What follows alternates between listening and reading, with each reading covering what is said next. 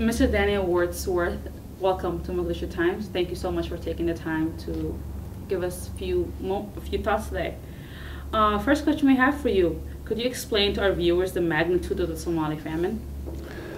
It's truly a devastating famine. The actual magnitude, and this is, I think, part of the problem, is that no one has a full picture of that. The UN is showing that there is pronounced food insecurity across the country, and they've now declared it a famine. I think your community, more than any other community, actually knows on the ground in an intimate way because you're hearing from your own families. But we are seeing hundreds of people moving across the borders into countries like Kenya and Ethiopia.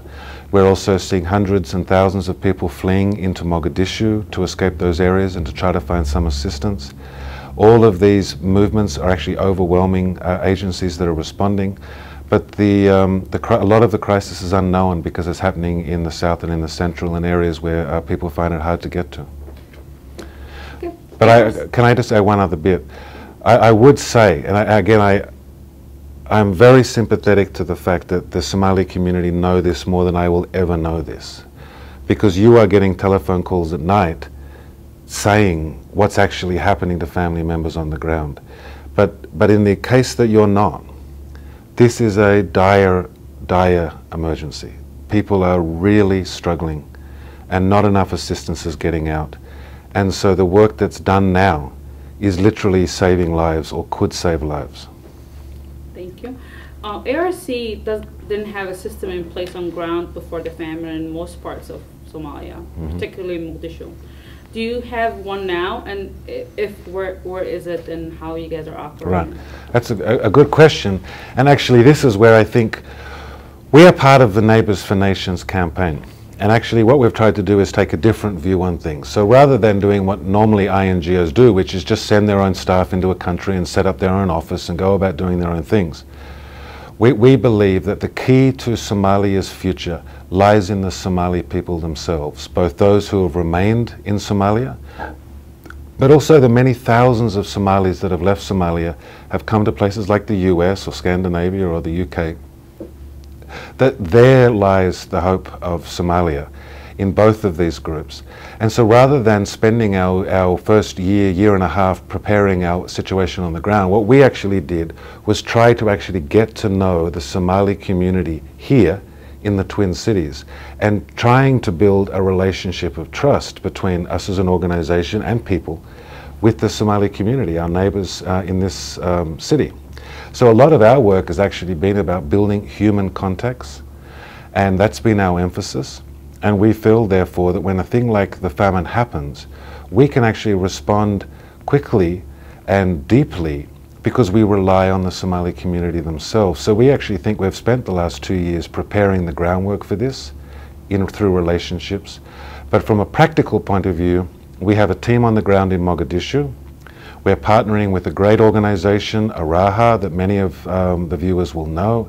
They've been working for many years in Somalia, and they're a highly respected organization, and we've built a partnership with them over the last year or so. So we're partnering with them. They have staff on the ground.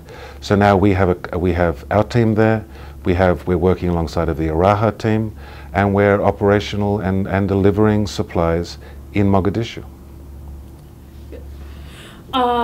You want to touch on a little bit on how many people are in danger of this famine within the short-term period now and the long-term period? There are millions in danger of this famine, millions, throughout the entire south and central region.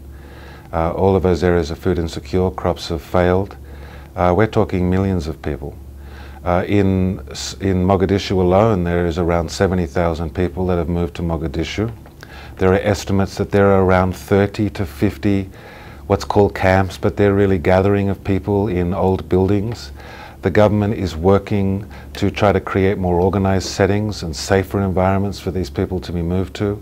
But we're talking of millions of people are at threat from this famine, and tens of thousands are immediately affected and in dire straits.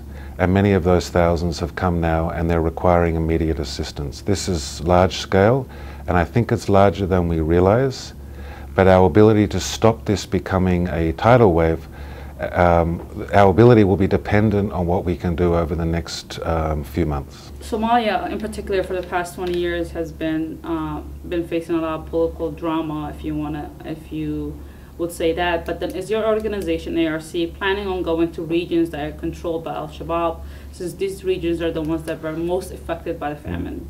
It's a good question. Right now, with our capacity and our ability to operate, we have limited our program to the Mogadishu area that's controlled by the government. There are thousands of people there. They require immediate assistance, and we feel that we can operate there with safety, and we can do something right now there. And so that's what our team is doing. I can truly say that our heart is going out. We are as worried as a non-Somali can be about what is going on in that central part and southern part.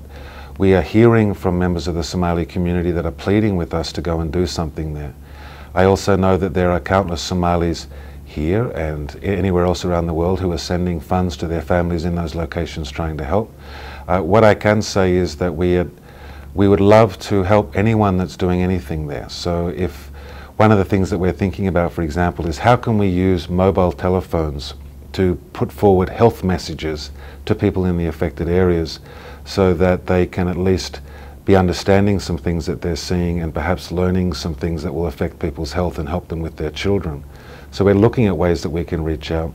We're certainly open to hearing people's suggestions, but right now we're quite constrained from a funding point of view, from a staff point of view, but also from a security point of view. We're constrained to Mogadishu. Just to, ARC has been dealing with a lot of different disaster relief missions. Have you ever heard or seen or actually personally dealt with a disaster as large as this disaster, famine?